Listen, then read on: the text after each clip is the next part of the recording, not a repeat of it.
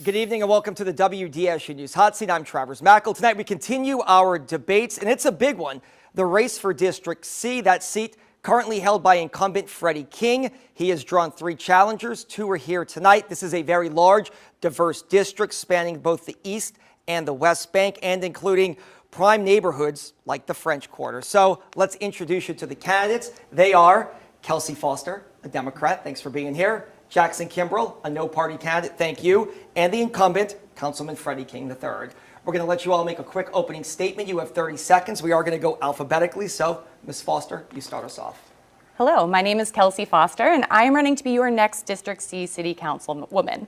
I have 15 years of experience in public policy, civic engagement, and economic development. I'm running because the cost of living is too high for a quality of life that is too low. We need a government that gets the basics right for us every time. We deserve communities that we can afford to live in with real economic opportunity and safe streets. All right, thank you. And way to start us off under 30 seconds. Mr. Kimbrell, you have 30 seconds as well to make an opening statement. Neighbors, I'm Jackson Kimbrell, and I'm running for District C to put people over profits. I'm a 15-year Army veteran that served our country and state through the COVID-19 pandemic, multiple hurricanes, and a deployment to the Middle East. I'm ready to use my military experience and over 10 years in the construction industry to rebuild the city to survive for another 300 years. District C is the economic heart of the city, but has become unaffordable for working class people to live and work in the district. My campaign is laser focused on the growing affordability crisis and investing in the hardworking people of this city. I'm ready to be your city councilman and ready to fight for our future. All right, thank you. Councilman King, you get to wrap us up with an opening statement here. Good evening. I want to start off by thanking WDSU and Mr. Mackles for having me today. I'm not going to tell you about what I plan on doing or what I want to do. I'm going to tell you what I have done and the results I've delivered for the people of this city and this district, and how I will continue to deliver results for the people of this city and this district. Thank you. All right, we're going to start this question with you, Councilman King. A big talker right now is Bourbon Street a pedestrian mall, or will cars be allowed to be on that street? Whoever is elected, and if you're reelected, you'll guide that conversation. In 60 seconds, what would be your plan for Bourbon Street from a safety standpoint? Would it be pedestrian only, or would vehicles be allowed on the street? Well, the first thing you would have to do is listen to the people most affected by the change on Bourbon Street, or a potential change. That's the businesses, that's the residents, and NOPD, because they're going to be the ones keeping the city, keeping that street safe. What we have now, what we discussed, is a hybrid, where some hours it will be no vehicle traffic, and some hours it will be vehicle traffic. I think the best thing to move forward is continue to listen to those stakeholders in the French Quarter, those most affected, and more importantly, equally importantly, members of NOPD who are going to keep our city safe. All right, thank you, Mr. Kimbrell. You have 60 seconds. What would be your plan for the future of Bourbon Street if elected? Vehicles, pedestrian mall, what is your vision for that? So I fully support pedestrianizing most of Bourbon Street from Canal down to Jean Lafitte's. I really think that it's the best way to keep our residents, our tourists, and our service industry workers safe to pedestrianize that street. Most European cities, their most busy streets are pedestrianized and have an open time when you can deliver for businesses, and like I work in construction, like bring in construction materials. I think that there's a technological solution that we can use, and I think it's a pretty easy solution to make sure that everyone is safe. All right, same question for you, Ms. Foster. In 60 seconds, what would your plan be for the safety of Bourbon Street, pedestrians, vehicles, combination? What is your vision in 60 seconds? Absolutely. I do believe that we need to come up with a solid plan to bring safety to Bourbon Street and to the French Quarter at large. That plan has to center residents and the small business owners that are operating there right now. We've got to have time for delivery and for regular people to get in and out of their homes, but at the end of the day, we have to invest in a plan that keeps our people and our visitors safe. All right, thank you. Good job again, all coming in under time. We have more questions. Now we're going to start this one with you, Mr. Kimbrell. What would be your plan for the old Hard Rock construction site in 30 seconds if you were elected to the District C office? So working in construction and working with developers, I would work with nonprofit developers to get this built back as housing. I know there's plenty of talk about revitalizing Canal Street, and really it starts with having full-time residents there. I mean, we have plenty of hotels on that street, but it starts with people living there 24/7 to reinvigorate that community. All right, Ms. Foster, in 30 seconds, what would your plan be for the old Hard Rock site. And just to bring our viewers up to speed, it's like a fantasy football draft. We go right down the line here. So, Ms. Foster, in 30 seconds, what's your plan for the old Hard Rock site? Absolutely. As the executive director of the Algiers Economic Development Foundation for the last 5 years, I've worked with a lot of developers in the city to provide safe, affordable housing in the Algiers community. We need housing. We need up to 40,000 units, and I believe that site would be a beautiful place to put people right next to our core job center. All right, Mr. King, you inherited this, the disaster and the tragedy happening before you took office. In 30 seconds, what is your plan if reelected for the Hard Rock site? Sure. I've already designated that area a historical landmark area. I will talk to the residents of the French Quarter of the Tremé area that borders that neighborhood to see first what they would like to see, because they're going to be the ones living with that development, whatever it may be, and then see what makes best for the city at large. It's on Canal Street.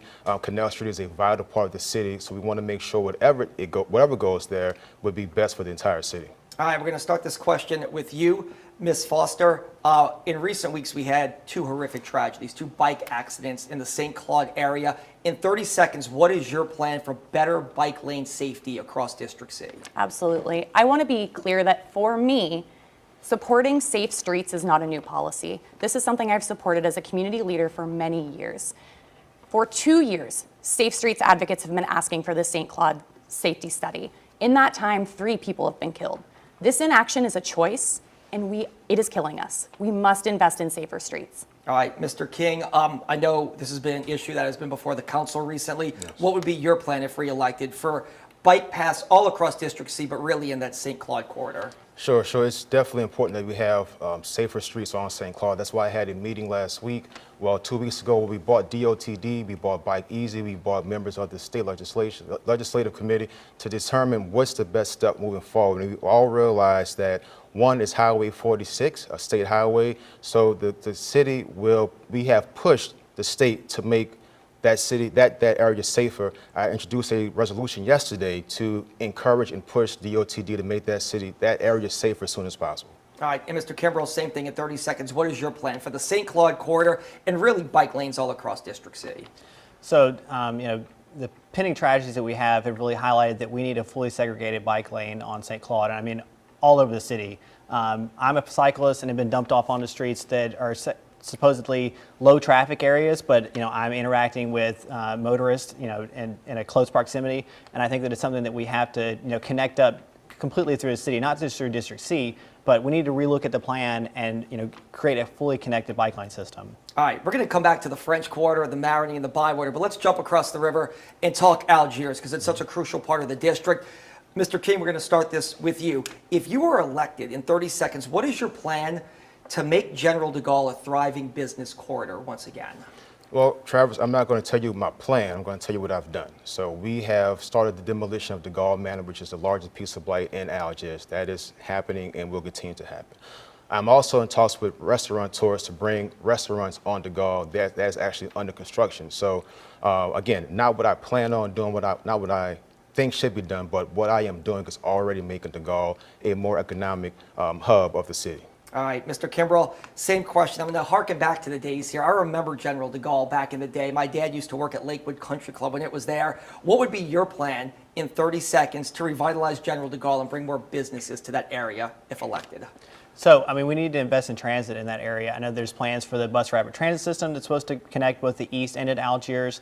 I think that it's kind of a transit desert. We have low transit service there. We also need to get with businesses to create, different types of job centers for people to work and live in. And then also we need to have affordable housing that is adjacent to those areas. All right, and Ms. Foster, in 30 seconds, what is your plan, if elected to District C, for the General de Gaulle corridor to bring business back to that area? Working with the General de Gaulle corridor and business owners was a huge part of my job at the Algiers Economic Development Foundation. And the number one thing I want to stress is that businesses follow rooftops. We need housing if we're going to reattract the kind of businesses we know used to exist on General de Gaulle. We start with the large-scale blight on that corridor, bring back our people to our community, and from there, the business investment follows. All right, in 30 seconds, Mr. Kimbrell, there's an issue right now with an affordable housing situation right near English Turn, which is a gated development. In 30 seconds, I know there's litigation that's pending, but in 30 seconds, how would you handle that situation with affordable housing right near English Turn Golf and Country Club? So I'm very pro affordable housing. I think the issue we have with that development is that it's across the canal and it has limited transit service, and it basically forces people that are already struggling with housing to own a car, and it's so far away from jobs that it really puts a strain on people. I think that there's a possibility that we should talk to the developer about building it in Federal City. I mean, there's plenty of land that should be developed there, and I think it's a better transit-oriented area that we could develop on. Ms. Foster, in 30 seconds, what is your plan? I know we're all familiar with this issue going on near English Turn. What would your plan be if elected to District C? Absolutely. A big part of my campaign is predictability for residents and for developers. We have a comprehensive zoning ordinance in City Hall, and we have to follow it. If a property is allowed to be developed, we know that if we stop that development, it is going to cost the city of New Orleans tens of millions of dollars a year, just like we're seeing now. That money could have remediated unlivable apartment buildings, helped small-time landlords get on their feet, and build more affordable units that we so desperately need. All right, in 30 seconds, Mr. King, you've handled this on the council in recent years. What would be your plan if re-elected moving forward for that situation near English Turn? Listen to the residents of Lower Coast, that community who have voiced their concerns about the lack of transportation in that area, about the lack of hospitals, the lack of playgrounds, the lack of grocery stores. It's not a good idea to put possibly thousands of people in a place where there are such limited resources. All right, let's start this question with you, Ms. Foster. It's a 60-second one. We're going to have a little bit more time here. It's a big one, too. The French Quarter trash situation. Right now, if you are elected for District C, what would be your plan to move forward with trash pickup in the French Quarter? I'm well aware that that's an administration issue, and the next mayor will probably have to deal with it. But you all, whoever is elected, will have a voice in that. In 60 seconds, what would your plan be for trash in the quarter? Absolutely. I think we've seen the trash wars, right, really highlight the need for a functional public bid process in the city of New Orleans. And a public bid process needs to do three things: provide reliable, consistent service to our people at a price point both the city and our taxpayers can afford, and it's got to create equitable opportunity for all businesses to bid. We haven't really seen a lot of that in this scenario. We know that right now IV Waste is providing a consistent and reliable service for the people of the French Quarter at a lower price point. We've got to be able to make the decisions that work for our communities, and this is a beautiful example of that in action. All right, Mr. King, if you are re-elected in 60 seconds, what is your plan on how to have a voice and lead the conversation on the French Quarter trash controversy going on right now? First, I think when the emergency contract is up, the entire contract should be rebid. But I'm going to tell you what I have done, and that is stand shoulder to shoulder with the business owners in the French Quarter, with the residents in the French Quarter, with the street performers in the French Quarter, with the visitors, and that is advocate to keep the current contractor, who is IV Waste, in place, because they're doing a great job, and if everyone is supportive of the job he's doing, then I stand with the community. All right, Mr. Kimbrell, in 60 seconds, what would your plan be as well? So, I mean, our neighbors need reliable trash service, and I think that they're not getting that. And I fully support IV Waste moving forward. I think they've done a great job, and I do agree that we need to rebid that contract, because we have growing costs in the city, and we need to go with lowest bidder, and especially that can provide a great service going forward. I was going to ask a yes or no, do you support IV Waste? But I guess I can skip that since all of you just answered that in that last question. We're going to start this question off with you, Mr. King. There's a lot of blight right now in Algiers, unfortunately. Some of it deals with the 4th District Police Station, which is just sitting there. What is your plan in 30 seconds, if re-elected, to try to get better blight abatement across the West Bank of New Orleans? We've demolished, with the help of code enforcement, Mr. Anthony Davis, we've demolished dozens of properties from the cutoff to the Algiers ferry. As it relates to the 4th District Police Station, that is city-owned property that I just recently, this week, encouraged the city to have demolished so that the thriving businesses there can continue to thrive and make Algiers a safe place and a clean place for everyone. All right, same question for you, Mr. Kimbrell, in 30 seconds. What would your plan be for blight in Algiers, especially the old 4th District, which is abandoned right there near the levee? Right, so I think that we definitely need to get a task force together and make sure that we're getting the most critical properties either demolished or rebuilt. I'm working on a property right now that's on Gerald Meyer that has been derelict for over 20 years. So I think that we definitely need to get with city-owned property, either reuse it or get it completely demolished, and because we can't have blighted properties all over Algiers going forward. Thank you. Ms. Foster, same question in 30 seconds. What would your plan be for blight in Algiers, especially the old 4th District, which is right there on the levee, not far from General Meyer? As the executive director of the Algiers Economic Development Foundation, dealing with these massive blighted properties was a huge part of my day-to-day. And I want to be clear that most of this blight in Algiers is the responsibility of one or two really bad actors. The state legislature has made some massive progress in making sure we can hold them criminally accountable for these actions and in taking away the nonprofit status or tax deductibility of bad actor landlords. I think we have got to aggressively pursue this to make sure that these massive properties are brought back into commerce and put in the hands of responsible development. All right, about 5 more minutes. In 30 seconds, Mr. Kimbrell, what is your plan to bring the whole district together? It's such a large, diverse district, and it's so hard for any council member because you've got Algiers, which is high residential, and then you've got the biggest tourist attraction commercial district in Louisiana right there. In 30 seconds, what is your plan to try to bring the entire district together? I know that's a very broad question. I mean, more than just meeting people, face to face, I think that we need to, create neighborhood councils that, feed into the city council and provide, feedback, and especially ideas that we can move forward, because I definitely understand, because I live in, Algiers Point and my wife works in the quarter, but I have, limited availability to talk to the other neighbors that are lower Algiers or also in the Marigny. So I think that we need to get a more robust community engagement process going forward, because we are the most disparate district, especially with all the different areas in the part of our district. All right, same question, Ms. Foster. In 30 seconds, what would your plan be if elected to bring the whole district, or at least try to bring the district together? Of course, I believe District C is exceptional. And in that, I think we see a district that is urban, suburban, and rural, with demographics that most closely mirror the city of New Orleans as a whole out of any of the district council seats in New Orleans. I support a community participation program that decentralizes City Hall as the place where decisions are made for community projects.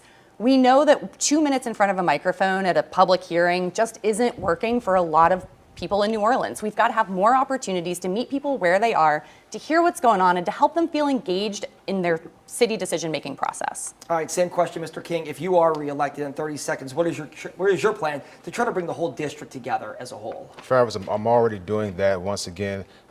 We had our 3rd annual crawfish ball. One of your colleagues was a judge. Well, we had different districts, different police districts, different neighborhoods come to Algiers, meet your neighbors across the river, and participate in a community citywide crawfish ball. The first year, the Marigny Association won the crawfish ball. Next year, the 3rd district won. So I'm already bringing people from all over the district, all over the city together to meet their neighbors. All right, last question before we do closing statements here. We'll start this with you, Ms. Foster. In 30 seconds, what are your thoughts and what would your plan be for facial recognition technology in the quarter and across the city? I do not support the use of facial recognition software in any part of the city. I think that it is too loaded with human bias, and that too clearly impacts the most vulnerable people in our city that are already being over-policed. All right, Mr. King, if you were reelected, what is your plan and what are your thoughts in 30 seconds on facial recognition technology? It's no secret that facial recognition is discriminatory against black individuals and brown individuals. So it has to have stringent guardrails if used, to make sure that when used, it is at the safest, is used at the safest possible way possible to not inappropriately target someone. All right, thank you. Mr. Kimbrell, 30 seconds. What would your plan be for facial recognition technology if elected? So I do not support the use of facial recognition technology. I think that it's an invasion of people's privacy, and also has shown already that it's caused multiple errors in apprehending people that are supposedly suspects. I think that we need to get back to community policing, and I don't think that technology in this way should be used to go forward. All right, we covered a lot. I wish we could get to more because District C is so big and diverse. Unfortunately, I would love your thoughts on the old air base or the old military base at Poland Avenue, but we're not going to have time for that. We are going to give you all a chance to make a closing statement. We'll start again with you, Ms. Foster. Absolutely. New Orleans, it is election season, and if I can encourage you to do one thing, it is to be wary of easy answers from any candidate. The problems in front of us are complex, and they weren't born yesterday, but neither was I, and neither were you. We can work together to move the city forward and be the place we all want to live. All right, Mr. Kimbrell, you have 30 seconds to make a closing statement. Neighbors, we are facing an unprecedented time in our city's over 300-year history.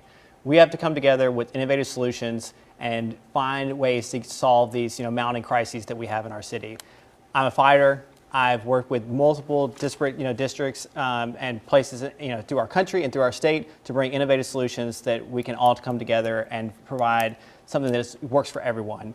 I'm ready to lead this district, and I'm really ready to fight for our future. All right, Mr. King, you're the incumbent, so we give you the last word here in 30 seconds. Why do you feel people should re-elect you?